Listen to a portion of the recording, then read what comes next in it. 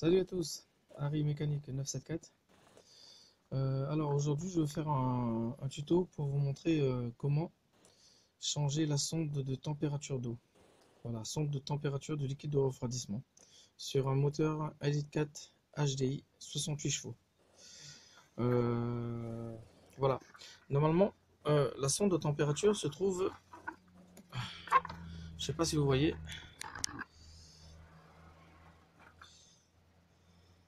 là vous avez la batterie, hein. Là vous avez le cache moteur, là vous avez l'arrivée d'air qui part vers la boîte à air, hein, tout simplement, la boîte de filtre à air. Donc cette durite, voilà, en plastique là, elle sera enlevée. Le cache moteur sera à enlever. Le cache batterie aussi sera à défaire. Avant de démonter ce capteur, il faudrait, moi je vous conseille de débrancher la batterie.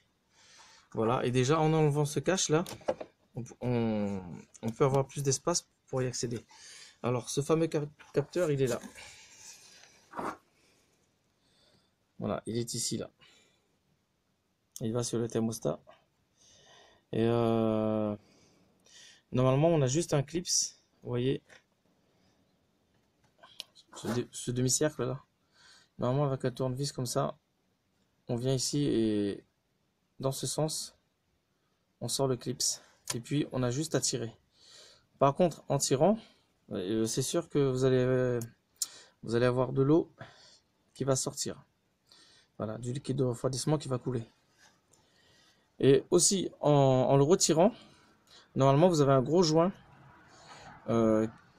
qu'il faudrait aussi l'extraire parce que des fois, il reste collé à l'intérieur. Donc, surtout, à pas oublier de l'enlever. Voilà. Alors, ce que je vais faire, je vais poser la caméra.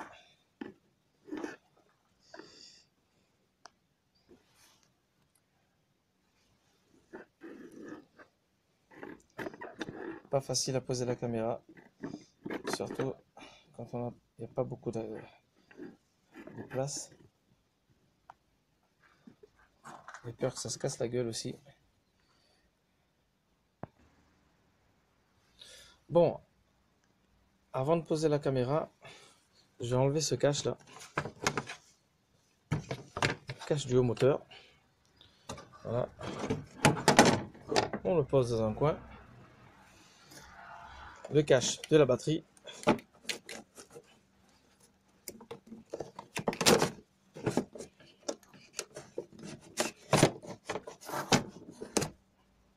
Voilà.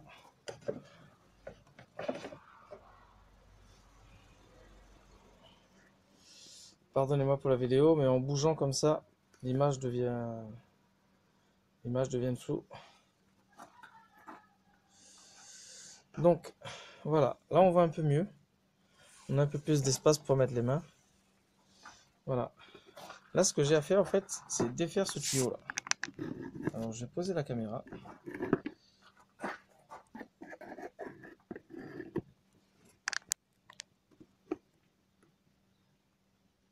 Voilà. Donc, je vais le défaire ici. Voilà. Et ici aussi. Normalement, ça doit se déboîter. Ça doit se déboîter tout seul, ça. Bon, lui, déjà, il va plus là-bas dedans. Voilà. Donc, voilà. Je mets de côté.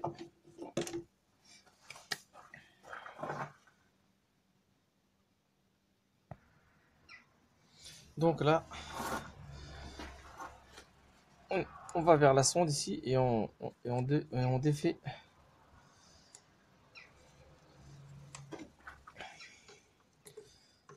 On enlève la partie. Ah, excusez-moi. Tout d'abord, on débranche la batterie. Voilà. Au mieux.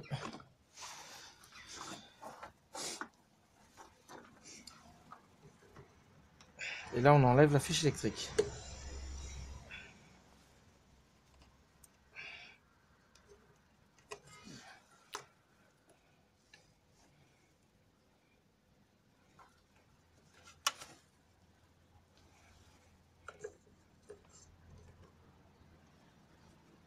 Voilà.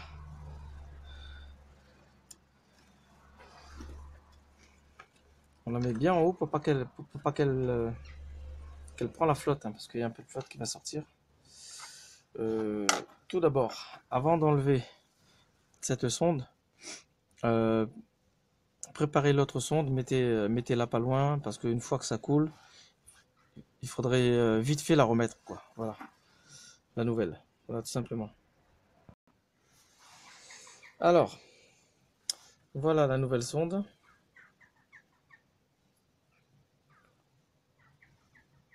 Le nouveau joint. Et le nouveau Circlips. Voilà. Donc je les pose à côté.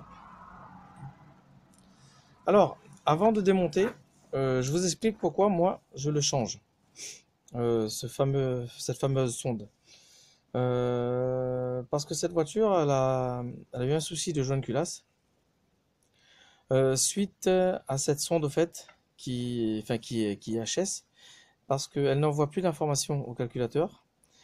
Et donc, normalement, la température du liquide de refroidissement, quand il arrive à 90 degrés, cette sonde, elle envoie un signal et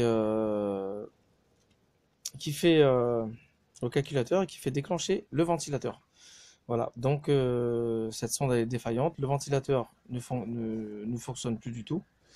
Donc je l'ai même monté à 100 degrés, donc c'est pas normal que à 100 degrés le ventilo ne se déclenche pas. Voilà. Donc c'est pour ça que je fais ce tuto. Donc si vous êtes dans le même cas que moi, ben cette sonde il faut tout à fait la changer. Voilà, tout simplement. Alors maintenant, avec un tournevis plat, je vais caler ça. On vient ici là, et puis on fait sortir ce clips. Voilà.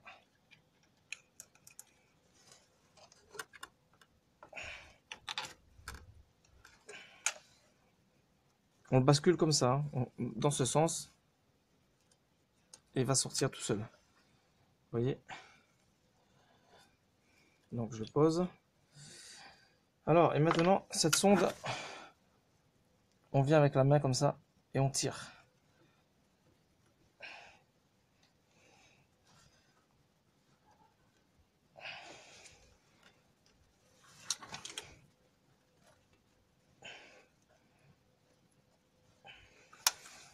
Ah, elle est un peu dure à venir celle-là.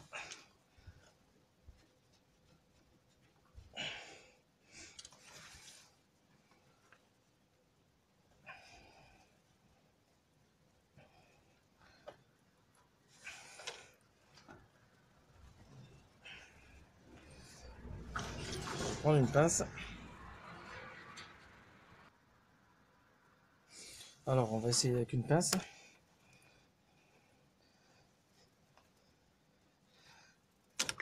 Voilà. Donc, vous voyez, ça coule. Hein.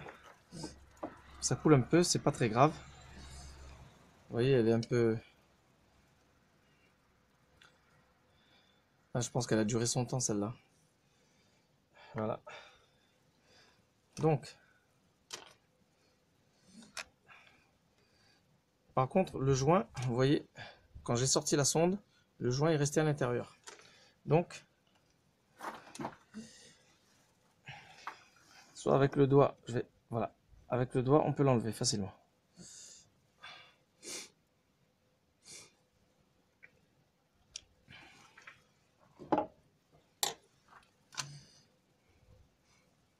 On remet le nouveau joint sur la nouvelle sonde, comme ça.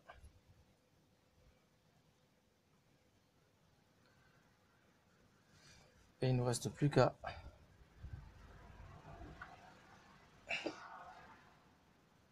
Voilà, la faire rentrer un maximum.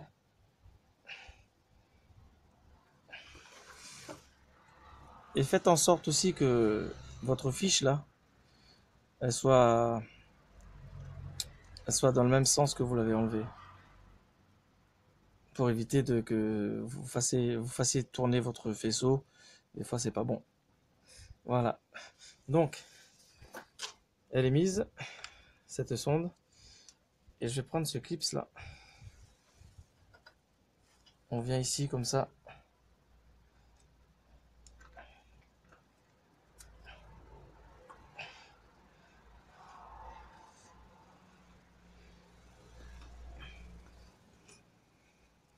Mais bon, c'est un clip en plastique, ça. Je pense que je vais l'enlever, moi. Parce que j'ai pas trop confiance, moi. C'est carrément, c'est du plastique. Donc, je vais reprendre ce clip-là, lui, qui est plus rigide. C'est en ferraille, hein, de toute façon, donc il n'y a pas mieux. Donc, je vais mettre l'ancien clips.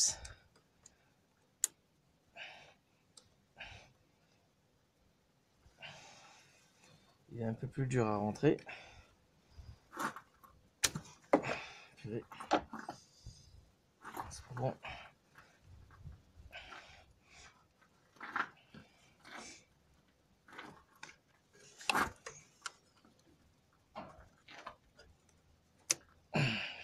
Voilà. Donc, le clips, il est mis. Et maintenant, on remet la fiche.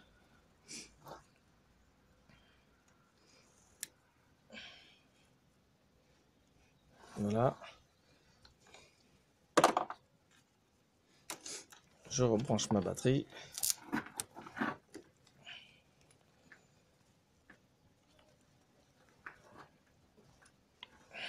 Voilà.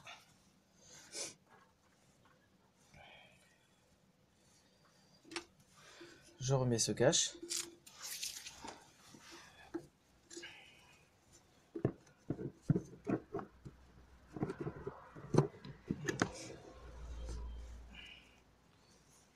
C'est un peu la merde à remettre ça de toute façon. Il tombe juste devant le pied de la caméra. Donc je vais bouger la caméra. Alors la caméra est posée de l'autre côté. Maintenant je vais remettre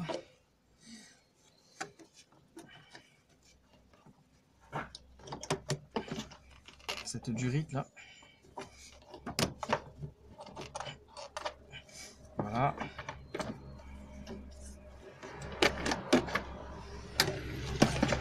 Simplement.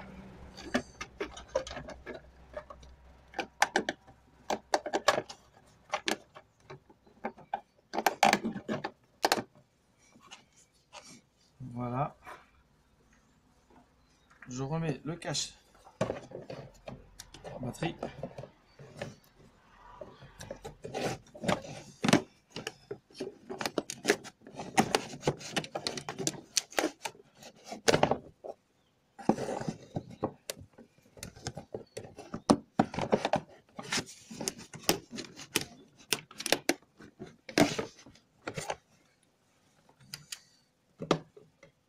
Bon, un peu casse-couille à changer, ça. À le mettre.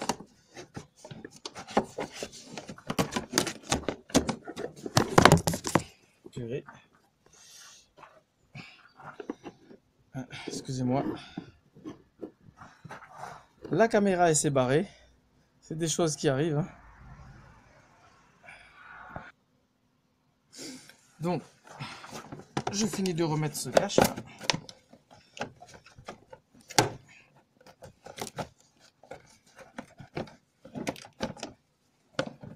Voilà.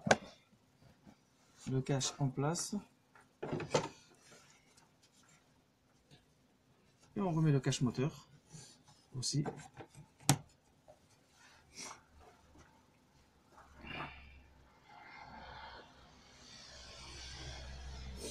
Voilà.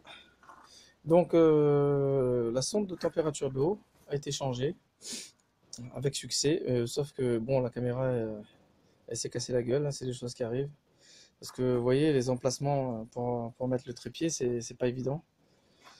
Parce que c'est pas plat partout, donc voilà. Bon, ben, espérons que ce tuto vous a plu et si oui, ben, partagez-la et surtout n'hésitez pas à vous abonner car d'autres vidéos viendront, surtout pour la 1,4 litre HDI et d'autres aussi concernant la 1,6 litre HDI. Et une bonne nouvelle aussi, après bon, pour ceux qui ont des Fiat 1,9 JTD, du style comme la Stylo ou autre, Alpha et tout ça, donc je vais faire aussi des tutos sur ces moteurs-là. Voilà. Sur ce, je vous dis à bientôt et surtout n'hésitez pas à vous abonner. Merci à tous, au revoir.